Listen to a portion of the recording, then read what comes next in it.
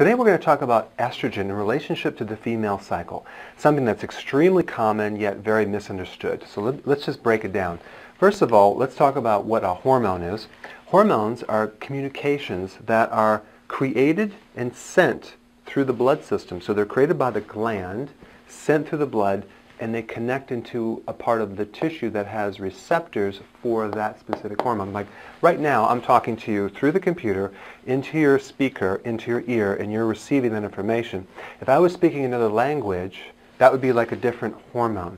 So the receiver has to understand the language for what it's being received by. So estrogen has receptors in the liver, in the uterus, in the bone, in the brain, in the ovary. So it can even go from ovary to ovary as well. So basically we have the glands, and glands, the difference between a gland and an organ is glands make hormones. Organs don't, with the exception of the liver. The liver does make a hormone. So, but typically glands make hormones sent through the blood and get received over here to create some effect. So hormones are communications. The one we're going to talk about today is estrogen. Every month, one of your ovaries runs the show and sends the hormones into the blood on a 28-day cycle. So at day 14, you have this spike of estrogen, and then it goes down, and this is ovulation, when you're the most fertile. And then another hormone that the ovary produces called progesterone increases as well, and then at day 28, that's when you have the menstrual cycle, and then this thing starts over and over and over again.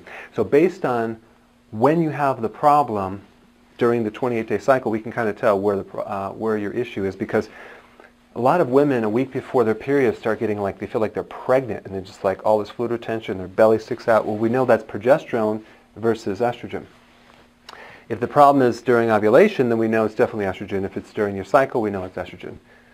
So the effects that estrogen create in the cell, whether it's the liver, the uterus, or wherever, or the breast tissue, can affect the breast, the size of the breast.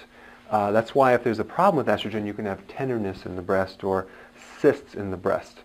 The uterus, the menstrual cycle, your sex drive, the DNA.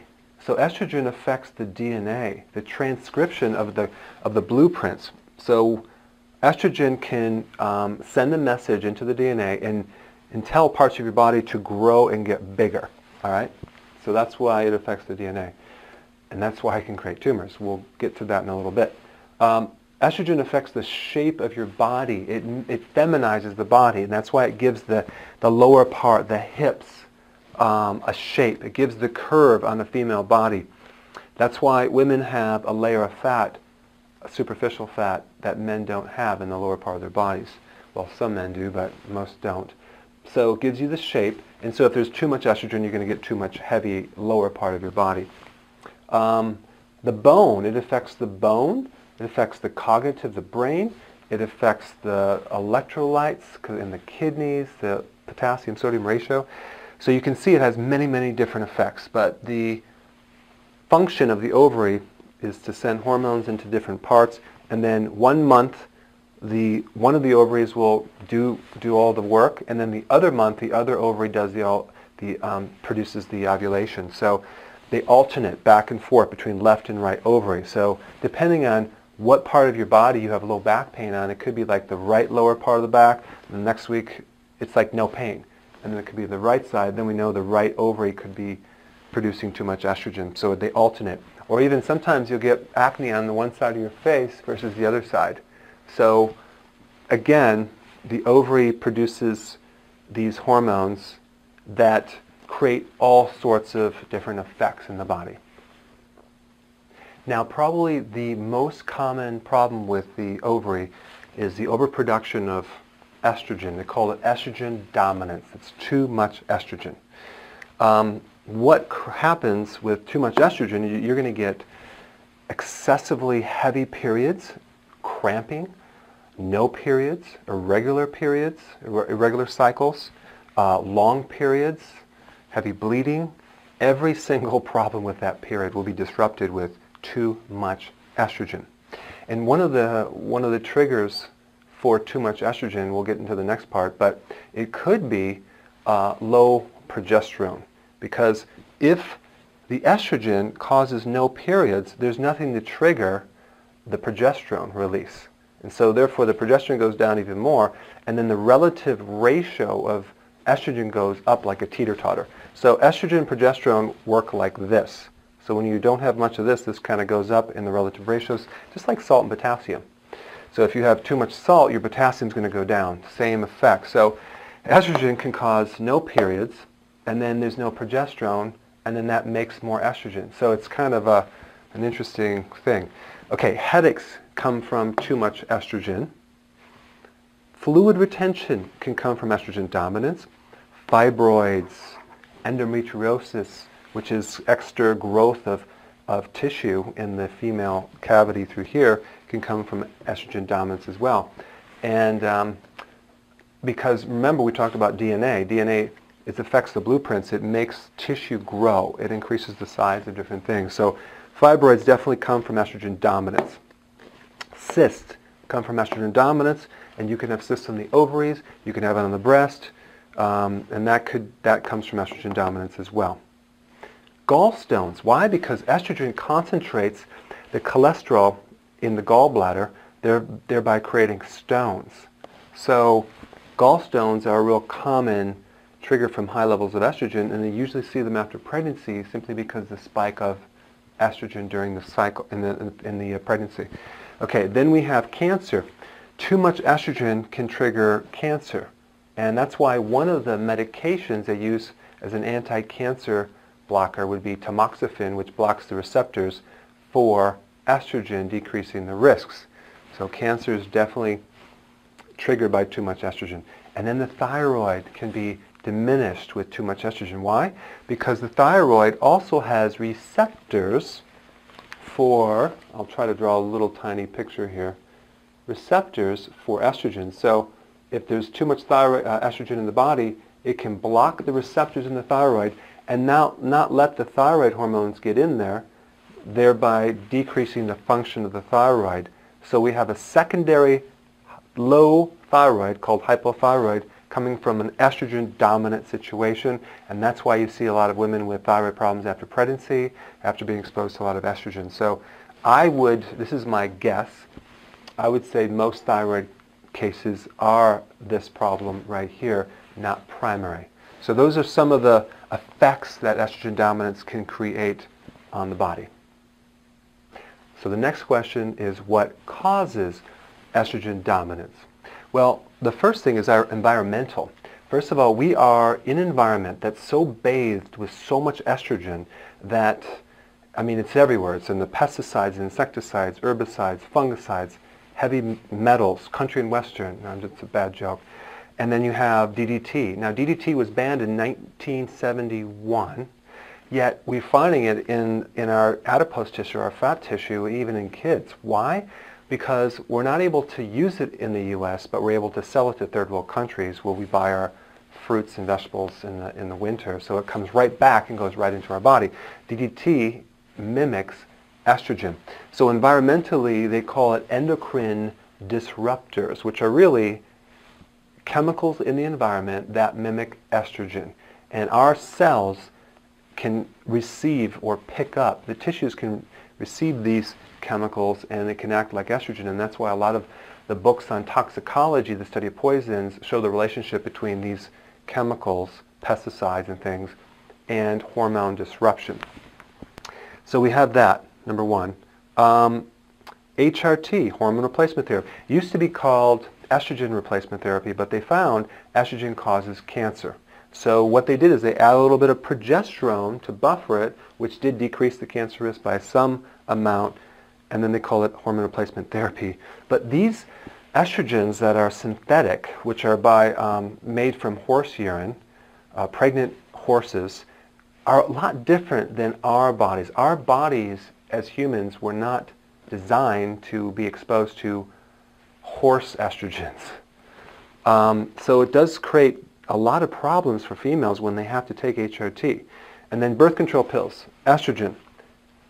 The next one is soy, specifically soy protein isolates, 95% of soy protein isolates are genetically modified.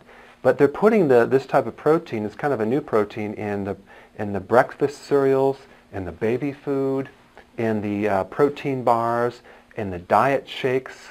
A lot of these diets use the soy protein isolates because it's a cheap type of protein. Dr. McDougall, MD, has found that soy protein isolates can influence fibroids and tumors in the liver. Okay, progesterone decreases. We talked about that in the last section. Really, when you start losing your period around premenopause, or perimenopause, I'm sorry, you can then have a problem with decreased progesterone and relative increased estrogen because they work on a reciprocal basis. So that can also be one of the problems that we're dealing with. And so we also have liver problems. Now, the liver is where you actually detoxify estrogen, too much of it. So if that liver's healthy, you can get rid of a lot of this extra estrogen. But if you're starting to get constipation and gallbladder problems and liver toxicity because your diet's really crappy, you're not going to be able to break down this excess estrogen, and that could be another culprit to estrogen dominance. So these are some of the common causes of estrogen dominance. So I want to make one point about menopause. I have a lot of clients that tell me, well, I'm running out of estrogen because I'm going through menopause, so therefore I need to take estrogen, in the thoughts that if they don't, they're going to end up with Alzheimer's, osteoporosis, and get really old, and heart disease. In fact, there's very little research of that. I would love to find some research. So the next time someone tells you that, ask for the research. It's not really there. See, you have a backup organ. During menopause, the adrenal glands on top of your kidney produce the same hormones as the ovaries do. Not in the same quantity, but the same hormones. So what's supposed to happen naturally in nature is the ovaries shut down, or they stop working, and then all this work is done on the adrenals. What we're seeing is this. People going into menopause with burnt out adrenals, everything, they're not able to back up those ovaries effectively, and then they end up with all these problems with hot flashes, night sweats, and vaginal dryness, and a lot of weight gain because now the adrenals have to work harder and they get this bigger stomach and belly fat. So really, if there's a problem with adrenals before menopause, it's exaggerated after menopause. Okay, so they go from one problem to a worse problem. And then people take what's called, they start taking hormones, and the problem, there's side effects to that. And even the bioidentical hormones, here's the problem I have with taking bioidentical hormones. Remember we talked about the gland that makes hormones. Hormones are the communications. The gland is the thing that makes the hormones, and it's sent over here to something else. Instead of focusing on the hormone, where basically the problem is not really the hormone, it's the gland. Very few people support the thing that makes the hormone. Because when you take even bioidentical hormones, you actually inactivate your own gland that makes that hormone. Same thing with the thyroid. When you're taking thyroid medication or thyroid hormones, your gland doesn't have to produce, so it goes to sleep over time. You shrivel it up. So that's why I'm not crazy about people jumping and start taking hormones, because you're going to then shut down your own body's ability to make it. What you should do is take a look at how you can support the gland. Okay, we'll get to that in the next section. Okay, so now what do we do about this? There are 4 solutions that I recommend. Phytoestrogens, that would be all those vegetables that people never eat, like the cruciferous vegetables, kale, broccoli, Brussels sprouts, cabbage. Those foods are anti-estrogenic, which means they help balance your estrogens. They're not going to decrease the good estrogens. They're going to balance any bad, and they protect against cancer. And again, as far as the solution, this is my disclaimer. I'm not telling you that any of these will help you with any diseases, will prevent any diseases. I'm not telling you these are going to treat a disease. So check with your doctor with that. That's my disclaimer. Okay? These are just things that can help support a healthy menstrual cycle. Okay? All right, so we got phytoestrogens. Very few people have enough of those. I highly recommend start eating those. That's why the kale shake is so important. If you have not done the kale shake, go to drberg.com, the front page, and scroll down and download that eating plan, because it shows you how to make the kale shakes every morning. It's a no-brainer. Everyone should be on that kale shake. Avoid estrogens. Well, here's the thing. I'm not telling you to come off your medication, check with your doctor, but start avoiding estrogens in the food supply. You have hormones in all the butter, the cheese, the milk, the dairy, the beef, the chicken, the turkey. So have foods that are hormone free, all right, because there's estrogen in those foods. Also, have more organic vegetables. Now, if you cannot afford it, at least don't buy the ones from Chile and Mexico. Buy vegetables that are in the country. That way you don't get the DDT, all right? Because you don't know if there's DDT on there or not. It's just a big mystery. So we want to avoid estrogens. We want to support the gland. So I created something that I've been using in my clinic to support a healthy ovary and uterus because it supports both. And I don't know if you can see it that far, but it's called Ovary Support Formula. And this is what I recommend for clients just to help balance things and improve things overall, and then and for a maintenance as well. So I recommend 3 of these, and they are a nutritional blend that supports not just the ovaries, but the uterus as well. And it doesn't have estrogen. It has nutrients that target the gland itself. Okay, so we want to support the gland, and then we want to eat foods that support the liver. And that's why in my book, The 7 Principles of Fat Burning, I talk, the first eating plan that everyone does is the liver enhancement. Why? Because that way we can support the liver. The liver can then balance any excess of estrogen that shouldn't be there. So the foods that support the liver also support estrogen because there are certain things in the liver that regulate estrogen or buffer excessive toxic amounts of estrogen. So those are 4 very simple things you should focus on to help your situation and your cycle.